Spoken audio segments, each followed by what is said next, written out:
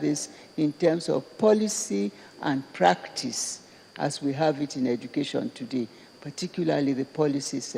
That has been a point we have never been able to agree on.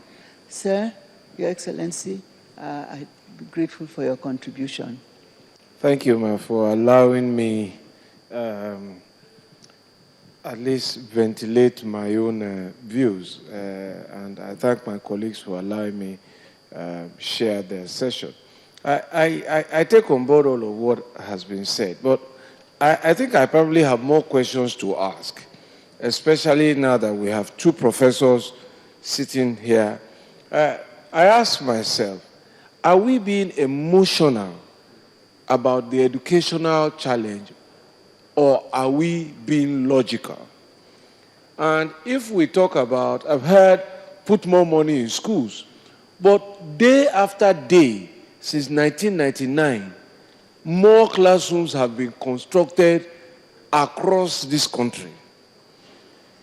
More desks have been put in. They may not have taken us to the quality of sophistication of classrooms that we want, but clearly there has been input. Why is there not the result? And now that's a question about logic and emotion.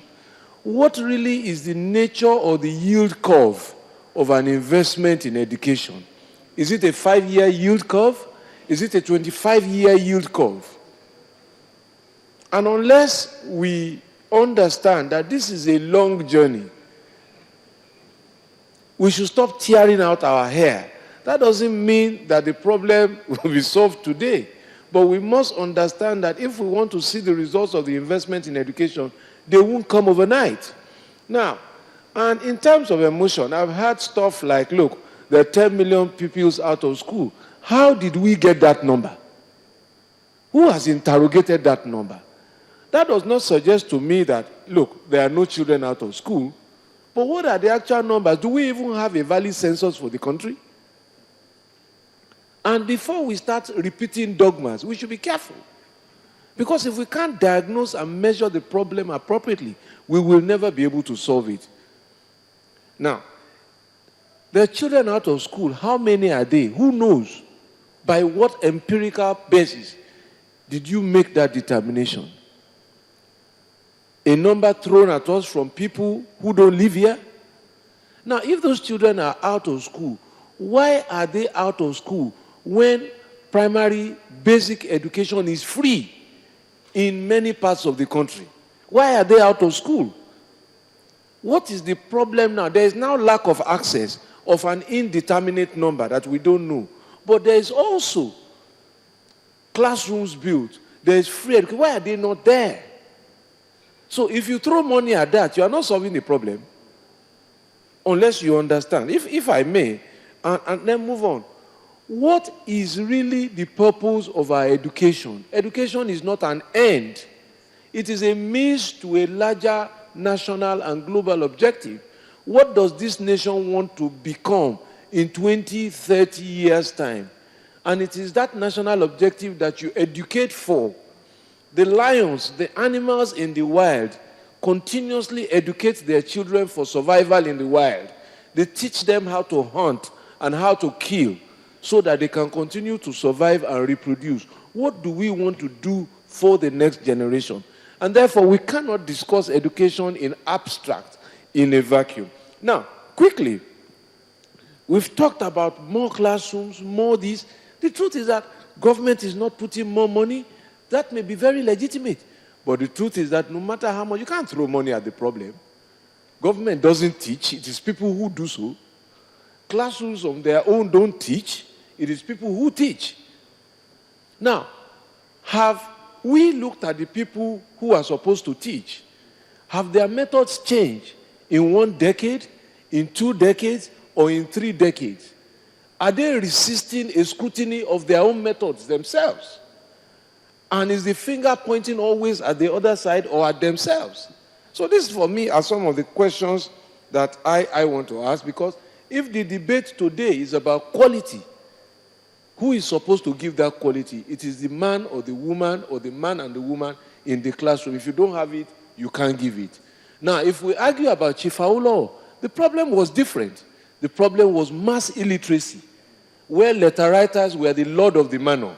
They wrote letters for you and interpreted letters for you. And therefore, free education came to solve that problem. We have a relative level of literacy now. We are not there yet, over 55%.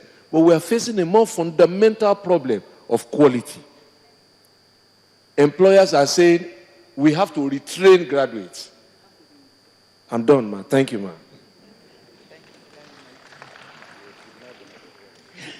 Yes, I agree he did, but I have a soft spot.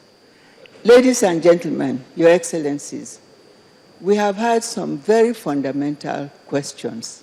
You see, way back in 1969, when for the first time we could sit down as a country and write out a policy of education, we wrote all of these down. That is my generation. We did. Why are we going to school? What do we want to get out of the program? And how are we going to make progress? We also stated that, not in the book itself, but later on at general meetings, when NCE used to meet, not the National Certificate in Education, sir, that for every period, maybe a 5-year period, maybe a 10-year period, we should reassess what we have spent in what state, maybe when we had just 4, but by which time we were getting 12, and later on 19, how much we have spent on education and what is the result, and use this as a base. If my colleagues were here, they would prove me right here. As a base, I was only a senior lecturer, of what we could do with the results of this education. All of those things have been thrown into the waste paper basket. We did write all of these things down, and we figured out that if we did the examinations of the states, and each state used to then submit reports every 6 months, which were followed through every year, to make more decisions. But some of those decisions which were difficult to take, action was difficult to take on this because it would show that there had been little or no growth in those parts. So that is the first part to your question.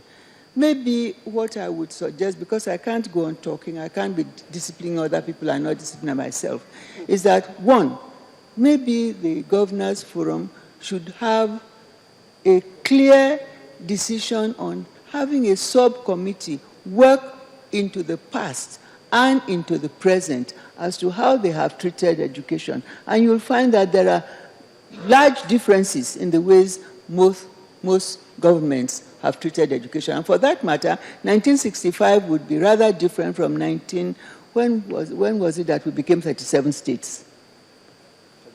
36 states. The differences, yes, the differences would be great. But some of those that had been states for that long a time, and believe me, I would like to mention Lagos and Bendel, Midwest, you would find that these things were followed through. But if you have a lazy leadership at the top, then they are not followed through. If you have a non-cohesive putting together of what we are doing and what we expect to do, they would not be followed through, and each person would bring a new era into what he or she is doing for that state. I'm sorry if I'm sort of boasting about being old, but it is a fact that we did ask these questions, and when we started thinking about developing universities, we also thought about what that middle section, what is known as the JSS 1 to 3 and the SS 1 to 3. What are you educating them for? And where are the teachers you are bringing to widen this education and to make it more meaningful and more full of answers than we were giving out? But most things got turned upside down when we had so much money from oil, sir. I'm not blaming that we had oil. I'm blaming us for not going back a little bit into history and doing it. Let me give you an example which I quote quite frequently. We thought that as we became an independent country in 1966, we would